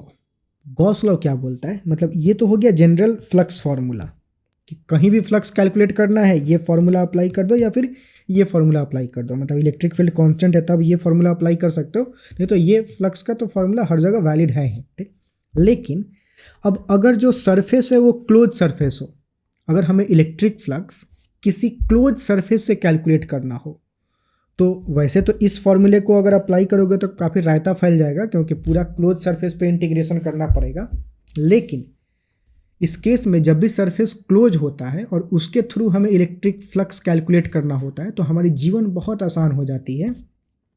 वो जो फ्लक्स होता है, electric flux through any close surface is equal to charge enclosed by that surface divided by epsilon naught. तो जो इलेक्ट्रिक फ्लक्स होता है क्या, Q enclosed by epsilon naught के बराबर होता है, ठीक। तो ये मतलब चीज़ हो गया था electric flux through close surface, मतलब ये जो टर्मिनोलॉजी है वो यहाँ पे लिख रखा हूँ। तो Gauss law, basically Gauss law हमें क्या बताता है, गॉस लॉ बताता है कि electric flux through any close surface will be equal to charge enclosed by that close surface divided by epsilon naught. आसान भाषा में कि electric flux through any close surface is equal to Q enclosed by epsilon naught, जहाँ Q क्या, इस close surface के अंदर जो भी चार्ज प्रेजेंट है वो सभी चार्ज को जोड़ के वो यहाँ पे क्यू इनक्लोज्ड कैलकुलेट करेंगे, ठीक। और जैसे मान लो कि अंदर जो है इस सरफेस के अंदर +Q1 -Q2 +Q3 -Q4 charge present है, मतलब ये पॉजिटिव चार्ज, ये नेगेटिव चार्ज प्रेजेंट है। तो टोटल चार्ज कितना हो जाएगा, टोटल को हम वेक्टोरियल, मतलब वेक्टोरियल नहीं अल्जाब्रिकली ऐड करेंगे। जो क्यू इनक्लोज्ड होगा वो Q1 + Q3, जो पॉजिटिव चार्ज है उसको पॉजिटिव साइन के साथ लेंगे, जो नेगेटिव है उसको नेगेटिव साइन के साथ लेंगे, -Q2 -Q4 बेसिकली, ठीक। तो ये होगा net charge, net enclosed charge, ठीक। ऐसा नहीं कि पॉजिटिव नेगेटिव सबको जोड़ दो आँख मूंद के, साइन का ध्यान रखेंगे, जो प्लस साइन के साथ है उसको प्लस साइन के साथ लेंगे जोड़ते टाइम, और जो माइनस नेगेटिव है उसको माइनस साइन के साथ लेंगे जोड़ते टाइम, ठीक। ठीक है, तो ये हो गया गॉस लॉ। अब ये गॉस लॉ को यूज करके इलेक्ट्रिक फील्ड तुम कैलकुलेट कर सकते हो। मतलब गॉस लॉ क्या बोलता है कि फ्लक्स जो होता है वो Q enclosed by epsilon not होता है। लेकिन फ्लक्स का एक और फॉर्मूला हम जानते हैं, एक और फॉर्मूला क्या होता है, E.ds, मतलब वहाँ पे DA हमने लिख रखा था, यहाँ पे DS है, कभी कभी DA यूज होता है, कभी कभी DS होता है, तो मतलब ध्यान में रखेंगे दोनों एरिया एलिमेंट ही है, मतलब यहाँ पे DA या फिर DS, ये भी कभी कभी एरिया एलिमेंट को DA से रिप्रेजेंट किया जाता है, कभी कभी DA से रिप्रेजेंट किया जाता है, ठीक है, मतलब भावनाएं हैं, पर फॉर्मूला बेसिकली वही है। तो फ्लक्स का तो जनरल फॉर्मूला एक ये हो गया, और गॉस लॉ के अकॉर्डिंग फ्लक्स जो होगा क्लोज सरफेस के लिए वो Q enclosed by epsilon naught के बराबर होगा। तो तुम E.ds is equal to Q by epsilon naught भी लिख सकते हो, तो ये भी मतलब एक फार्मूला बन जाता है। अब इस फार्मूला का यूज करके हम इलेक्ट्रिक फील्ड की वैल्यू बहुत सारे सरकमस्टांसेस में कैलकुलेट कर सकते हैं काफ़ी आसान तरीका से। यहाँ पे अब एक बात ध्यान दोगे कि यहाँ पे हमने इंटीग्रल लिख रखा है, सिर्फ यहाँ पे जो इंटीग्रल है उस पर गोला मार रखा है। ये क्यों मार रखा है, क्योंकि यहाँ पे जो हम फ्लक्स कैलकुलेट कर रहे हैं वो क्लोज सरफेस के थ्रू कैलकुलेट कर रहे हैं। तो यहाँ पे जो इंटीग्रल करेंगे क्लोज लूप, मतलब क्लोज सरफेस इंटीग्रेशन करेंगे, किसी भी क्लोज सरफेस पे इंटीग्रेशन करेंगे, तो जो क्लोज इंटीग्रेशन होता है उस पर गोला मार देता है। गोला इंटीग्रेट कर मतलब इंडिकेट करता है कि जो इंटीग्रेशन कर रहे हैं वो किसी क्लोज सरफेस पे कर रहे हैं, ठीक। तो ये बातें हो गई बेसिकली। अब कहीं कहीं जहाँ जहाँ मतलब चार्ज जो होता है वो सिमेट्रिकली होता है, तो वहाँ पे ये जो इंटीग्रेशन होता है वो आसान हो जाता है।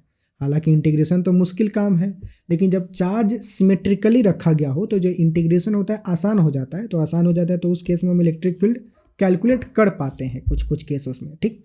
जैसे कि ये केस हो गया। अब डेरिवेशन पे हम नहीं जाएंगे कि कैसे कैलकुलेट किया गया बेसिकली। अब इसके बाद अगेन हम कुछ इलेक्ट्रिक फील्ड का एक्सप्रेशन देखने वाले हैं, और वो सभी एक्सप्रेशन इलेक्ट्रिक फील्ड का अगेन गॉस लॉ का यूज करके डिराइव किया जा सकता है, पर हम डेरिवेशन वगैरह कुछ नहीं देखेंगे, डायरेक्ट फार्मूला देखेंगे, ठीक। पर ये सर जितने भी फार्मूला है उन सभी फार्मूले को तुम गॉस लॉ के माध्यम से डिराइव कर सकते हो। पर अभी बोर्ड का एग्जाम हम नहीं दे रहे हैं, नीट का एग्जाम दे रहे हैं, तो मतलब फार्मूला जो जरूरी का चीज़ है वही, डेरिवेशन नहीं पूछेगा एग्जाम में, को ना ही क्वेश्चन में कि डिराइव करो। फार्मूला ध्यान रखें, पर ये भी फार्मूला याद में ध्यान में रहना चाहिए कि ये भी मतलब जो होता है फार्मूला होता है। गॉस लॉ का तो यही Q enclosed by epsilon not, और जो फ्लक्स होता है वो integral E dot D S के बराबर होता है, तो integral E dot D S जो होगा वो भी Q enclose by epsilon naught के बराबर होगा। लेकिन ये जो वैलिड होगा किसके लिए, हमेशा क्लोज सरफेस के लिए। ठीक ठीक है, अब आगे बढ़ते हैं। अब आगे देखते हैं, मतलब अगेन कुछ लगातार फॉर्मूला आएगा इलेक्ट्रिक फील्ड का। अब धाए धाए बहुत सारे फॉर्मूला आने वाले हैं, सारे फॉर्मूले को मैं एक्सप्लेन करूंगा कि मतलब उसमें जो टर्मिनोलॉजी है वो क्या टर्मिनोलॉजी है, और फिर उसका यूज मतलब यूज तो मतलब क्वेश्चन प्रैक्टिस करेंगे तभी करेंगे, पर मैं फॉर्मूला एक्सप्लेन करूंगा और उसके बाद सब सारे फॉर्मूले याद कर लेने हैं। पॉइंट यही है, एट द एंड सारी चीज़ें आएंगी याद रटने पे ही। सारे फॉर्मूला अगर फिजिक्स में देखो सारे फॉर्मूला रट गए और फॉर्मूला समझ में आ रहा है कि ये कौन सा फॉर्मूला है, फॉर्मूला में जो टर्म्स है वो क्लियर है, और थोड़े से तुमने क्वेश्चन प्रैक्टिस किए हैं, तो भैया मतलब नैया पार हो जाएगी फिजिक्स की। बहुत सारे क्वेश्चंस तुम इजीली कर सकते हो। मोस्ट ऑफ द क्वेश्चन तो डायरेक्ट ही होते हैं कि मतलब फॉर्मूला में बस वैल्यू पुट करना होता है और सवाल आ रहा, मतलब आंसर आ रहा होता है। ठीक ठीक है, तो अब देखते हैं electric field due to charge thin spherical shell. अगर कोई स्पेरिकल सेल है, सेल का मतलब क्या होता है कि अंदर खाली है, कोई स्पेयर है और अंदर खाली है और चार्ज उस पर पूरा यूनिफॉर्मली डिस्ट्रीब्यूट किया गया है ऐसे, तो इसकी वजह से इस सेल के अंदर जो इलेक्ट्रिक फील्ड होता है वो जीरो होता है, और इस सेल के बाहर जो इलेक्ट्रिक फील्ड होता है, और बाहर मतलब लेट से कोई पॉइंट पी है जो कि ये सेल है, और इस सेल के बाहर पॉइंट पी पे अगर हमें इलेक्ट्रिक फील्ड कैलकुलेट करना है तो उसका जो फॉर्मूला होता है के क्यू बाई आर स्क्वायर के बराबर ही होता है, सेम एज पॉइंट चार्ज होता है, जहाँ पे ये आर क्या है, distance of that point from the centre of the shell. ये डिस्टेंस नहीं ले लेंगे, सेंटर से डिस्टेंस लेंगे। ठीक, तो उस बात का ध्यान रखेंगे। तो सेल के अंदर इलेक्ट्रिक फील्ड जीरो, सेल के बाहर इलेक्ट्रिक फील्ड के क्यू बाई आर स्क्वायर। तुम अगर ग्राफ प्लॉट करोगे electric field versus distance from the centre, मतलब इलेक्ट्रिक फील्ड वर्सेस ये डिस्टेंस फ्रॉम द सेंटर का, तो इलेक्ट्रिक फील्ड की जो वैल्यू होगी वो जीरो आएगी from zero to capital R. मतलब जीरो टू कैपिटल आर, मतलब कैपिटल आर क्या है, रेडियस ऑफ दैट सेल है। तो जब तक तुम अंदर रहोगे तब तक तो इलेक्ट्रिक फील्ड की वैल्यू जीरो होगी, मतलब अप टू कैपिटल आर तक इलेक्ट्रिक फील्ड होगा ही नहीं, इसलिए इलेक्ट्रिक फील्ड यहाँ पे जीरो है। जैसे ही तुम बाहर निकलोगे वैसे ही इलेक्ट्रिक फील्ड सडनली बढ़ जाएगा, और जैसे जैसे आगे बढ़ोगे वो 1/r स्क्वायर से डीके होगा, मतलब डिक्रीज करेगा। तो डिक्रीज करेगा तो मतलब ऐसा ग्राफ बनेगा। तो जो ग्राफ होगा electric field versus distance from the centre वो ऐसा होता है, मतलब ध्यान में रखेंगे, कभी कभी ये ग्राफ भी पूछ लिया जाता है। ठीक ठीक है, आगे बढ़ते हैं। अब देखते हैं electric field due to non conducting charge solid sphere, कि मतलब अब सॉलिड स्पेयर है, मतलब अंदर भी मसाला ठूंसा हुआ है, अंदर भी मटेरियल है, खाली नहीं है भीतर से, और जो चार्ज है वो पूरा का पूरा डिस्ट्रीब्यूटेड है, पूरा का पूरा सरफेस, मतलब पूरा अंदर चार्ज जो है पूरा डिस्ट्रीब्यूटेड है।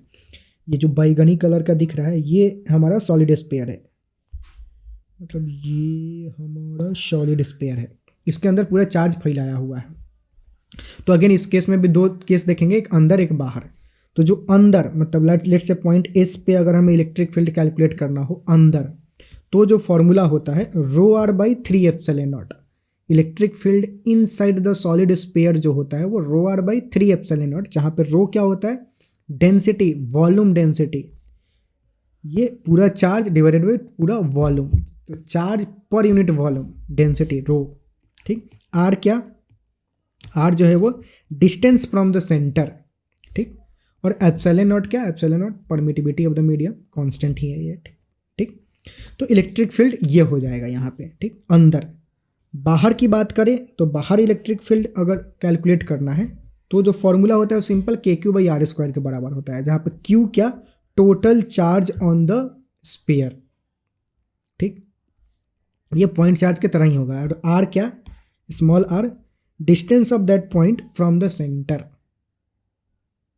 ठीक, अब यूजुअली अगर यहाँ पे डेंसिटी दे रखा है और तुम्हें टोटल चार्ज कैलकुलेट करना है तो कैसे करोगे, तो जो टोटल चार्ज होगा वो क्या, चार्ज डेंसिटी इनटू वॉल्यूम कर दोगे तो मतलब तुम्हें चार्ज मिल जाएगा।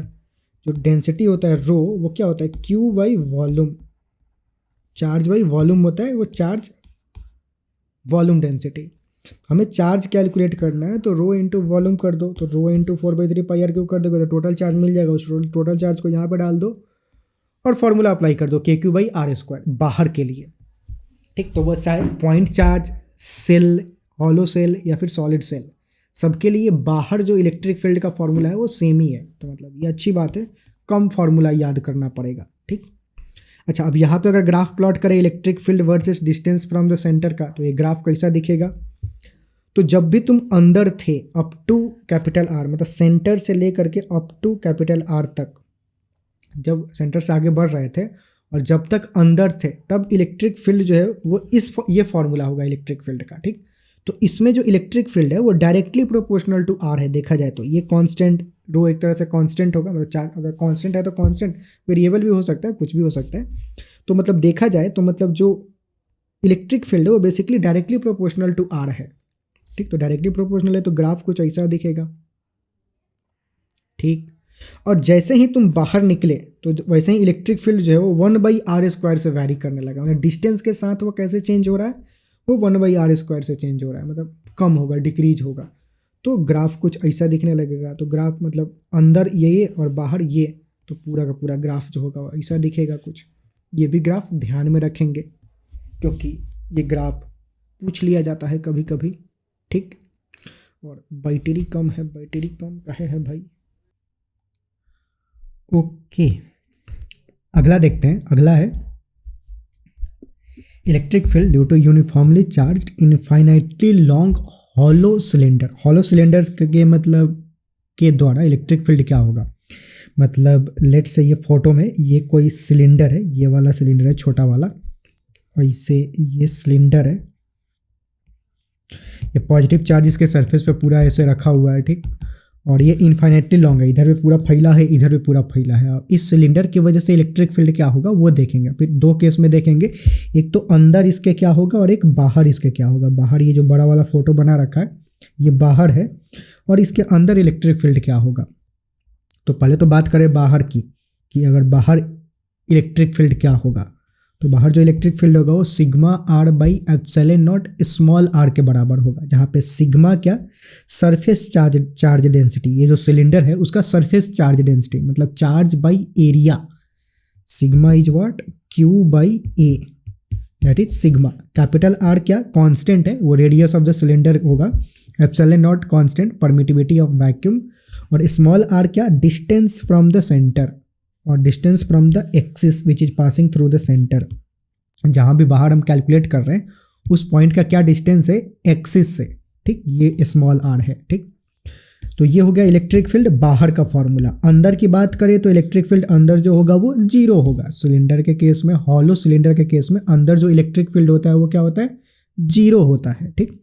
अब ग्राफ अगर प्लॉट करें electric field versus distance from the centre और डिस्टेंस फ्रॉम द एक्सिस, तो ग्राफ वो ऐसा ही होगा। मतलब ये हॉलो सेल वाला टाइप का ग्राफ आएगा कि अंदर इलेक्ट्रिक फील्ड 0 और फिर जो बाहर जैसे ही निकलेंगे इलेक्ट्रिक फील्ड बढ़ेगा, और इलेक्ट्रिक फील्ड 1/r से वैरी कर रहा है। यहाँ पे उधर 1/r² वेरिएशन था, इधर 1/r से वैरी कर रहा है। 1/r मतलब वो डिक्रीज ही होगा, तो जो ग्राफ का पैटर्न होगा वो सेम ही तरह से होगा, मतलब वो डिक्रीज करेगा बाहर के तरफ, ठीक। तो ऐसा कुछ मतलब ग्राफ होगा, ठीक। आगे देखें क्या, हॉलो सिलेंडर, तो अब देखेंगे क्या, सॉलिड सिलेंडर। यहाँ भी हॉलो ही लिख रखा है, नहीं ये सॉलिड सिलेंडर है, ठीक। Solid cylinder. तो सॉलिड सिलेंडर के केस में सेम चीज, लेट से ये जो है वो एक सॉलिड सिलेंडर है। सॉलिड सिलेंडर का मतलब कि अंदर भी मसाला भरा हुआ है। हॉलो मतलब सिलेंडर के पाइप, मतलब पाइप जो होता है वो हॉलो सिलेंडर टाइप का हो गया। और रॉड हो गया अगर कोई, तो रॉड जो है अंदर भी मसाला भरा हुआ होता है, तो वो सॉलिड सिलेंडर टाइप का हो गया, ठीक। अब इसमें जो चार्ज डेंसिटी होगा क्या, रो होगा, क्योंकि यहाँ अंदर भी पूरा चार्ज भरा हुआ होगा। तो लेट से ये कोई सॉलिड सिलेंडर है, वो ऐसे इन्फाइनेटली लॉन्ग है, ठीक। उसका सिलेंडर का जो रेडियस है वो कैपिटल R है। अब इसमें अगर हमें इलेक्ट्रिक फील्ड कैलकुलेट करना है, सेम दो केस बनाएंगे, एक अंदर कैलकुलेट करेंगे और एक रॉड के बाहर कैलकुलेट करेंगे। रॉड के अगर अंदर कैलकुलेट करें electric field inside the cylinder, तो जो फॉर्मूला होता है E = rho R by 2 epsilon naught, जहाँ पे रो क्या density of the cylinder, R क्या डिस्टेंस फ्रॉम द एक्सिस, ठीक, और एप्सिलॉन नॉट ही है। तो अंदर मतलब बेसिकली देखा जाए तो अंदर जो इलेक्ट्रिक फील्ड है वो डायरेक्टली प्रोपोर्शनल टू आर है, मतलब जैसे जैसे आर क्या है डिस्टेंस फ्रॉम द एक्सिस, तो जैसे जैसे बढ़ेंगे वो इलेक्ट्रिक फील्ड बढ़ेगा, डायरेक्टली प्रोपोर्शनल है, ठीक। बाहर की बात करें इलेक्ट्रिक फील्ड बाहर सिलेंडर के बाहर, तो जो फॉर्मूला होता है rho R square by 2 epsilon naught small R, ठीक, जहाँ पे कैपिटल आर स्क्वायर क्या है, कैपिटल आर स्क्वायर इसका रेडियस है, epsilon naught constant, 2 constant, 1/r, तो बाहर मतलब 1/r वेरिएशन है और जो अंदर है वो डायरेक्टली प्रोपोर्शनल टू आर है, मतलब डायरेक्टली प्रोपोर्शनल टू डिस्टेंस है। तो अगर हम ग्राफ प्लॉट करें इलेक्ट्रिक फील्ड वर्सेस आर का, तो जो ग्राफ होगा वो अंदर 0 से लेकर के कैपिटल आर तक जो अंदर का पार्ट है वो अंदर जो है ग्राफ स्ट्रेट लाइन होगा क्योंकि डायरेक्टली प्रोपोर्शनल है और धीरे धीरे बढ़ेगा। बाहर जैसे ही निकलेंगे तैसे ही 1/r वेरिएशन शुरू हो जाएगा, बाहर जैसे ही निकलेंगे वैसे ही 1/r वेरिएशन शुरू हो जाएगा, तो 1/r वेरिएशन मतलब ऐसे डिक्रीज करने लगेगा, तो इलेक्ट्रिक फील्ड ऐसे डिक्रीज करने लगेगा, ठीक।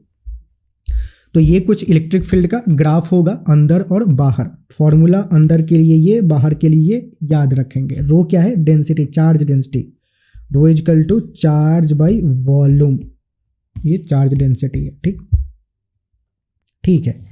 Electric field due to infinity long planar sheet की बात करें, कोई प्लेनर मतलब चार्ज है, कोई एक थिन शीट ऑफ चार्ज है वो प्लेनर इन्फिनिटली लॉन्ग है अगर, तो उसके नज़दीक में जो इलेक्ट्रिक फील्ड होता है उसका एक्सप्रेशन क्या होता है, अगर वो लिखे तो वो सिग्मा बाई 2 एप्सिलॉन नॉट, ठीक, जहाँ पे सिग्मा क्या charge density on the surface, surface charge density, sigma की वैल्यू क्या सिग्मा क्या होता है सरफेस चार्ज डेंसिटी, मतलब चार्ज पर यूनिट एरिया, और एप्सिलॉन नॉट एक तरह से कांस्टेंट है, तो जो इलेक्ट्रिक फील्ड होगा वो क्या सिग्मा बाई 2 एप्सिलॉन नॉट के बराबर होगा, ठीक।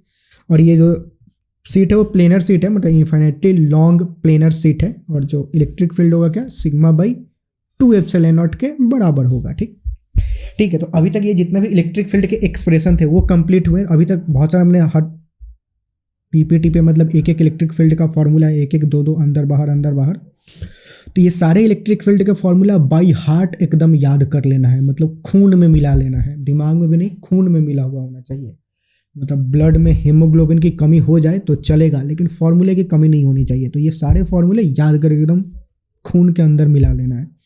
ब्लड सैंपल भेजा जाए तो उसमें मतलब फिजिक्स के फॉर्मूले भी नज़र आए, टेस्ट जब रिपोर्ट आए तो उसमें फिजिक्स के फॉर्मूले दिखने चाहिए कि मतलब खून में भी फॉर्मूला है, तभी नीट का संभव बेड़ा पार लगेगा, ठीक, ठीक है। लास्ट टॉपिक पे आते हैं इलेक्ट्रिक डाइपोल। इलेक्ट्रिक डाइपोल का होता है भैया, तो अगर दो चार्ज जिसका मैग्नीट्यूड इक्वल हो लेकिन साइन अपोजिट हो, मतलब एक पॉजिटिव चार्ज हो और एक नेगेटिव चार्ज हो, तो 2 equal and opposite charge are separated by some distance and then they are called dipole, तो इसी को डाइपोल बोलते हैं। डाइपोल बेसिकली होता क्या है, दो इक्वल और अपोजिट चार्ज को दो कुछ दूरी पे सेपरेट करके अगर रख दिया जाए तो उस स्ट्रक्चर को डाइपोल बोलते हैं, मतलब उसको डाइपोल बोलते हैं, ठीक।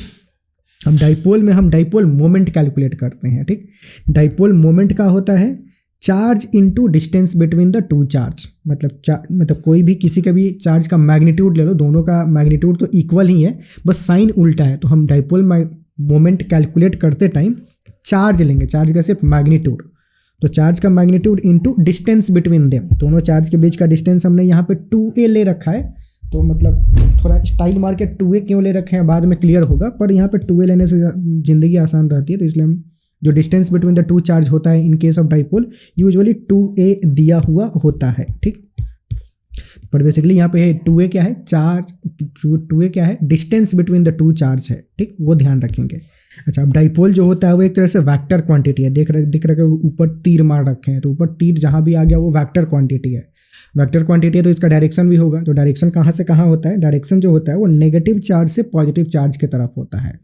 इलेक्ट्रिक डाइपोल का जो डाइपोल मोमेंट होता है उस डाइपोल मोमेंट का जो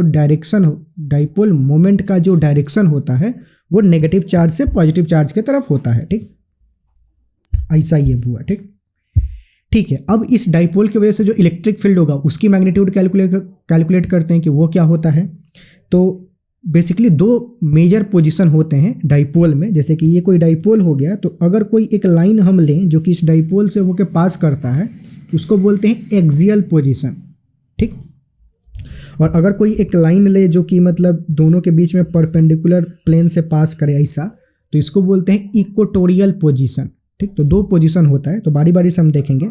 electric field eight point P, मतलब लेट से मान लेते हैं कोई ये डाइपोल है, इस डाइपोल की वजह से electric field eight point P जो कि उसके एक्सियल पोजीशन पे लाई कर रहा है at a distance R from the centre of the dipole. ये डाइपोल हुआ, मतलब ये डाइपोल हुआ, इस डाइपोल के सेंटर से वो जो पॉइंट है वो आर डिस्टेंस पे है, और वो पॉइंट कहाँ पे है, एक्सियल पोजीशन पे है। तो उस पॉइंट पे इलेक्ट्रिक फील्ड क्या होगा डाइपोल की वजह से, वो हमें मतलब क्या होगा वो फॉर्मूला देखना है। तो वो जो फॉर्मूला होता है वो होता है 2kp/r³, जहाँ पे 2 क्या कांस्टेंट है, 2 एक नंबर है, k क्या वही कांस्टेंट 9 × 10⁻⁹ वाला, और p डाइपोल मोमेंट, r क्या distance from the centre of the dipole, the distance of the point from the centre of the dipole, ये r हो गया, ठीक। तो जो इलेक्ट्रिक फील्ड होगा मतलब एक्सियल पोजीशन पे वो ये होता है, ठीक। वैसे ही इक्वेटोरियल पोजीशन पे देखें तो मतलब लेट्स से ये कोई डाइपोल हो गया और ये इक्वेटोरियल पोजीशन हो गया। इस इक्वेटोरियल पोजीशन पे डाइपोल के सेंटर से r डिस्टेंस पे अगर हम जाएं तो वहाँ पे इलेक्ट्रिक फील्ड क्या होगा, अगर वो क्या मतलब वो इलेक्ट्रिक फील्ड का एक्सप्रेशन क्या होगा, तो जो वो होता है इलेक्ट्रिक फील्ड का एक्सप्रेशन होता है -kp/r³। पहले तो माइनस को गोली मारो, जो इलेक्ट्रिक फील्ड का फॉर्मूला होता है kp/r³। ये क्लियर हुआ, जहाँ पे सेम चीज़ k कांस्टेंट, p जो है डाइपोल मोमेंट, r जो है distance of the point from the centre of the dipole on equatorial position. ये इक्वेटोरियल पोजीशन होता है। यहाँ पे माइनस साइन आ रहा है, माइनस साइन बेसिकली इंडिकेट करता है कि यहाँ पे दो वेक्टर क्वांटिटी है, इलेक्ट्रिक फील्ड और डाइपोल मोमेंट, तो इन दोनों का डायरेक्शन अपोजिट होगा बेसिकली। मतलब इलेक्ट्रिक फील्ड जो होगा वो डाइपोल मोमेंट के उल्टा वाले डायरेक्शन में होगा। मतलब अगर लेट्स से ये डाइपोल है, ये नेगेटिव चार्ज है, ये पॉजिटिव चार्ज है, तो जो डाइपोल होगा from negative charge to positive charge होता है। डाइपोल मोमेंट का डायरेक्शन हमेशा नेगेटिव चार्ज से पॉजिटिव चार्ज के तरफ होता है। तो मतलब डाइपोल मोमेंट इस डायरेक्शन में हो गया, तो जो इस पॉइंट पे इलेक्ट्रिक फील्ड होगा वो उसके उल्टा डायरेक्शन में होगा, मतलब इलेक्ट्रिक फील्ड इधर होगा। That's why here minus sign is coming, ठीक। तो जो इक्वेटोरियल पोजीशन पे इलेक्ट्रिक फील्ड होता है वो डाइपोल मोमेंट के उल्टा वाले डायरेक्शन पे होता है, लेकिन जो एक्सियल पोजीशन पे होता है उस पॉइंट पोजीशन पे इलेक्ट्रिक फील्ड और डाइपोल मोमेंट दोनों सेम डायरेक्शन में होता है। कि मतलब यहाँ पे जो इलेक्ट्रिक फील्ड होगा वो डाइपोल मोमेंट के डायरेक्शन में ही होगा। ये डाइपोल मोमेंट का डायरेक्शन हो गया तो उसी डायरेक्शन में यहाँ पे इलेक्ट्रिक फील्ड होगा, ठीक। तो दोनों ये सेम डायरेक्शन यहाँ पे उल्टा डायरेक्शन में होगा, ठीक है। ये लास्ट पीपीटी है, बस थोड़ी देर और बर्दाश्त कर लो, थोड़ा मतलब सब्र, ठीक है। तो इसमें देखते हैं कि लेट से कोई नेगेटिव चार्ज है या कोई पॉजिटिव चार्ज है, डाइपोल है। अब इस केस में इलेक्ट्रिक फील्ड हम किसी जनरल पॉइंट पे देखते हैं। पहले तो फिक्स था कि मतलब एक्सियल पोजीशन और इक्वेटोरियल पोजीशन, ये दो पोजीशन पे इलेक्ट्रिक फील्ड का एक्सप्रेशन क्या होगा वो हमने देखा। लेकिन पॉइंट जरूरी नहीं कि एक्सियल और इक्वेटोरियल पे ही भी हो। पॉइंट लेट से यहाँ पे लाई करे तो ना ही तो वो एक्सियल पोजीशन है ना ही इक्वेटोरियल पोजीशन है, और लेट से हमें इस पॉइंट पे इलेक्ट्रिक फील्ड कैलकुलेट करना है इस डाइपोल की वजह से, तो कैसे करेंगे। अब ये है लास्ट स्लाइड, थोड़ा देर बर्दाश्त करेंगे, बस लास्ट पॉइंट चल रहा है। अब देखते हैं electric field due to dipole at any general point. मतलब पिछले वाले में देखा हमने इस डाइपोल की वजह से इलेक्ट्रिक फील्ड इसके एक्सियल पोजीशन पे और इसके इक्वेटोरियल पोजीशन पे, पर जरूरी नहीं कि पॉइंट इन्हीं दो पोजीशन पे हो। पॉइंट अगर बीच में आ जाए, इधर हो गया, तो फिर इलेक्ट्रिक फील्ड इस पॉइंट पे कैसे कैलकुलेट करेंगे डाइपोल की वजह से, तो उसका जो फॉर्मूला होता है वो हम यहाँ पे देखेंगे। तो मान लेते हैं कि यहाँ पे जो डाइपोल है ऐसे है और हमें इस पॉइंट पे, अब लेट्स से इसको पॉइंट पी में बोल देता हूँ, इस पॉइंट पे अब इलेक्ट्रिक फील्ड क्या होगा वो कैलकुलेट करना है।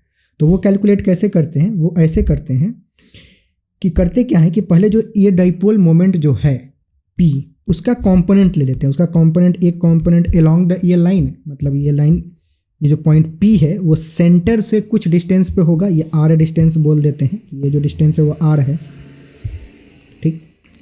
तो इस p का कंपोनेंट अगर इधर ले तो p cos थीटा और इधर ले तो p sin थीटा। तो ये p का दो कंपोनेंट हमने कंपोनेंट कर लिया, एक p cos थीटा एक p sin थीटा, ठीक है। अब इस डाइपोल को हम दो डाइपोल कंसीडर कर सकते हैं कि एक डाइपोल इधर है p cos थीटा, एक डाइपोल ऐसे है p sin थीटा, ठीक। अब ये जो पॉइंट p है, ये ये P जो है यहाँ पे पॉइंट है, नॉट डाइपोल मोमेंट। मैं इस पॉइंट का कुछ और नाम दे देता हूँ, लेट्स से S बोल देते हैं। अब ये जो पॉइंट S है, इस डाइपोल के लिए वो एक्सियल पोजीशन पे है, ठीक। और इस डाइपोल के लिए ये जो पॉइंट है वो इक्वेटोरियल पोजीशन है। अगर देखो तो डाइपोल मतलब ऐसा है, तो डाइपोल के परपेंडिकुलर वाले डायरेक्शन में ये पॉइंट S है, ठीक। तो इस पॉइंट S पे जो नेट इलेक्ट्रिक फील्ड होगा वो इन दो डाइपोल की वजह से जो इलेक्ट्रिक फील्ड होगा, अगर दोनों को हम वेक्टोरियली ऐड कर दें तो यहाँ पे नेट इलेक्ट्रिक फील्ड आ जाएगा, ठीक। क्योंकि हमें बेसिकली करना क्या है, इस पॉइंट पे हमें इस डाइपोल की वजह से इलेक्ट्रिक फील्ड कैलकुलेट करना है। इस डाइपोल को हमने दो पार्ट में स्प्लिट कर दिया। अब यहाँ पे जो इलेक्ट्रिक फील्ड होगा वो इन दोनों डाइपोल की वजह से होगा। तो इस डाइपोल की वजह से यहाँ पे इलेक्ट्रिक फील्ड कैलकुलेट करते हैं, इस डाइपोल की वजह से यहाँ पे इलेक्ट्रिक फील्ड कैलकुलेट करते हैं और दोनों को ऐड कर देते हैं, सिंपल, ठीक। तो इस डाइपोल की वजह से इलेक्ट्रिक फील्ड यहाँ पे कितना होगा, इस डाइपोल के लिए ये कौन सा पोजीशन है, एक्सियल पोजीशन है। एक्सियल पोजीशन है मतलब एक इलेक्ट्रिक फील्ड जो होगा वो एक्सियल डायरेक्शन में होगा, मतलब इस डायरेक्शन में होगा। और उसका मैग्नीट्यूड मैं बोल देता हूँ कि लेट से E1 है, तो E1 का मैग्नीट्यूड फॉर्मूला क्या हो जाएगा, E क्या मतलब डाइपोल मतलब electric field on axial position due to dipole क्या होता है 2kp/r3। तो 2kp, अब यहाँ पे जो p है वो p cos थीटा है, मतलब जो डाइपोल मोमेंट है वो टोटल का टोटल p cos थीटा है। तो 2kp cos थीटा/r3 ये हो गया electric field at this point due to this dipole. इसका डायरेक्शन क्या होगा, सेमी डायरेक्शन में होगा, क्योंकि एक्सियल पोजीशन पे जो इलेक्ट्रिक फील्ड होता है वो डाइपोल के डायरेक्शन में ही होता है। तो ये डाइपोल का ये डायरेक्शन है तो इसी डायरेक्शन में होगा E1, ठीक। जो E2 होगा, E2 का डायरेक्शन क्या हो जाएगा, मतलब E2 क्या होगा बेसिकली, अब मतलब इस डाइपोल की वजह से इलेक्ट्रिक फील्ड ये हो गया, पहला क्लियर। अब इस डाइपोल की वजह से इलेक्ट्रिक फील्ड किधर होगा, अब इस डाइपोल के लिए ये जो पॉइंट है वो कौन सा पॉइंट है, इक्वेटोरियल पॉइंट है। इस डाइपोल के लिए जो पॉइंट है वो कौन सा पॉइंट है, इक्वेटोरियल पॉइंट है, परपेंडिकुलर वाले डायरेक्शन में। तो जो इलेक्ट्रिक फील्ड होता है इक्वेटोरियल पोजीशन पे वो opposite to the direction of dipole moment होता है। इक्वेटोरियल पॉइंट पे जो इलेक्ट्रिक फील्ड होता है वो opposite to the direction of dipole moment होता है। तो इस डाइपोल का डायरेक्शन इधर है तो इलेक्ट्रिक फील्ड इधर होगा, अपोजिट डायरेक्शन में होगा, ठीक। मैग्नीट्यूड क्या होता है kp/r3। तो यहाँ पे सिर्फ हम मैग्नीट्यूड की बात कर रहे हैं क्योंकि हमने डायरेक्शन ऑलरेडी इधर ले रखा है, हम सिर्फ मैग्नीट्यूड लिखेंगे। तो kp/r3 जहाँ पे p क्या है, यहाँ पे p sin थीटा है, जो डाइपोल है वही पूरा का पूरा p sin थीटा है, तो kp/r3 हो जाएगा। तो ये E1 हो गया, ये E2 हो गया इसकी वजह से, ठीक। अब जो नेट इलेक्ट्रिक फील्ड होगा वो नेट इलेक्ट्रिक फील्ड क्या √E1² + E2² के बराबर हो जाएगा, ठीक। सिंपल, मतलब ये जो दोनों इलेक्ट्रिक फील्ड है वो परपेंडिकुलर डायरेक्शन में है, परपेंडिकुलर डायरेक्शन में है तो दो परपेंडिकुलर वेक्टर को कैसे ऐड करते हैं, √A² + B², सिंपल। तो यहाँ पे हमें नेट इलेक्ट्रिक फील्ड मिल जाएगा। इन दोनों को बेसिकली यहाँ पे डाल के स्क्वायर करके कुछ मतलब कर लो, डायरेक्ट याद रखने की जरूरत नहीं है, तुम सिंपल E1 E2 याद रखो कैसे कैलकुलेट करेंगे, और फिर जब आएगा तो नेट मतलब इसको इसमें डाल के सॉल्व कर लेना, सिंपल। अब फालतू का लंबा फॉर्मूला बन जाएगा, वो कौन याद रखेगा फालतू का। ये फॉर्मूले याद करना भी इजी है क्योंकि ये तुमने दो फॉर्मूले वैसे भी तुम्हें याद करना ही है तो आसानी से याद हो जाएगा। अच्छा, अब जो नेट इलेक्ट्रिक फील्ड है वो इस लाइन से कितना एंगल बना रहा होगा वो अगर कैलकुलेट करना है तो लेट से ये अल्फा एंगल बना रहा है तो 10 अल्फा किसके बराबर हो जाएगा, E2/E1 के बराबर हो जाएगा। तो ये E2/E1 जो है वो 10 अल्फा के बराबर हो जाएगा, ठीक। तो ऐसे इलेक्ट्रिक फील्ड का नेट मैग्नीट्यूड और उसका डायरेक्शन ऐसे कैलकुलेट कर सकते हो। तो ये किसी जनरल पॉइंट पे इलेक्ट्रिक फील्ड ऐसे कैलकुलेट करते हैं डाइपोल की वजह से, ठीक। अच्छा, लास्ट चीज़ देखते हैं, टॉर्क ऑन डाइपोल। अगर कोई डाइपोल किसी यूनिफॉर्म इलेक्ट्रिक फील्ड में रख दिया जाए तो इलेक्ट्रिक फील्ड उस पर टॉर्क लगाता है, ठीक। जैसे कि मान लो कि ये कोई डाइपोल है, इसको किसी इलेक्ट्रिक फील्ड में रख दिया गया तो इस प्लस वाले चार्ज पे फोर्स इधर लगेगा, माइनस वाले चार्ज पे फोर्स इधर लगेगा, ये दोनों फोर्स इक्वल इन मैग्नीट्यूड होंगे तो कैंसिल हो जाएंगे। तो net force on dipole when they are placed in uniform electric field is 0। Net force मतलब ये फोर्स इधर है ये फोर्स इधर है, दोनों का मैग्नीट्यूड इक्वल है तो कैंसिल हो जाएगा, नेट फोर्स 0 हो जाएगा, ठीक, प्लस माइनस। तो net force on dipole when they are placed in uniform electric field, क्योंकि जब इलेक्ट्रिक फील्ड यूनिफॉर्म होगा तभी दोनों का मैग्नीट्यूड बराबर होगा, QE तो कैंसिल हो जाएगा। लेकिन इनकी वजह से टॉर्क लगेगा, ये रोटेट होगा, तो जो टॉर्क होता है वो टॉर्क किसके बराबर होता है, P×E के बराबर। टॉर्क का फॉर्मूला क्या, P×E, या फिर इसको PE sin थीटा भी लिख सकते हो, जहाँ पे P क्या डाइपोल मोमेंट ई क्या इलेक्ट्रिक फील्ड और थीटा क्या angle between P and E. P का डायरेक्शन इधर रहा, ई इधर रहा, तो इसके बीच का जो एंगल थीटा है वो थीटा हो जाएगा यहाँ पे, ठीक। तो जो टॉर्क होगा वो पी साइन थीटा के बराबर होगा, ठीक। तो ये टॉर्क का फॉर्मूला याद रखना है अपने को, मिटाएंगे नहीं, याद रखना है, ठीक।